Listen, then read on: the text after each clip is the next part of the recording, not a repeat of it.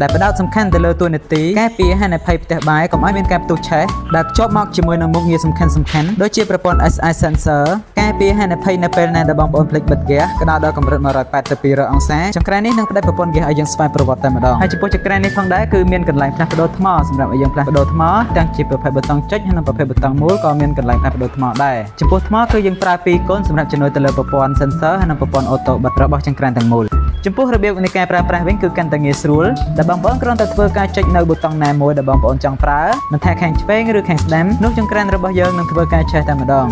ហើយចំពោះប្រព័ន្ធមួយទៀតដែលពិសេសដែលចង្ក្រានទូទៅមិនអាចធ្វើបាននោះគឺកន្លែងអាំងសាច់ដែលចង្ក្រាននេះផងដែរគឺមានកន្លែងអាំងសាច់ធំទូលាយដែលយើងអាំងសាច់អាំងត្រីឬអាំងបន្លែទៅតាមតម្រូវការដែលបងប្អូនគ្រាន់តែធ្វើការចុចខាងស្ដាំដៃបង្អស់នោះកន្លែងអាំងត្រីនឹងដំណើរការហើយចង្ក្រាននេះគឺមានពីរជម្រើសសម្រាប់ឲ្យបងប្អូនជ្រើសរើសដែលមានជាប្រភេទប៊ូតុងមូលហើយនិងប្រភេទប៊ូតុងចុចមិនថាបងប្អូនជ្រើសរើសយកជាប្រភេទប៊ូតុងមូលឬក៏ជាប្រភេទប៊ូតុងចុចនោះទេចង្ក្រាននេះគឺផ្ដោតសំខាន់ទៅលើតួនាទីការពារផ្ទះបាយមិនឲ្យមានការផ្ទុះឆេះដូចគ្នាអញ្ចឹងបើសិនជាបងប្អូនចាប់អារម្មណ៍អាចដាក់កំងឥឡូវដែលយើងមានការប្រម៉ូសិនពិសេសមានការថែមជូនដូចជាសំណាញ់ការពារបាតចង្ក្រាននិងថែមជូនជាមួយនឹងដុំសុវត្ថិភាពទុយោមួយខ្សែនិងគល់យាយមួយ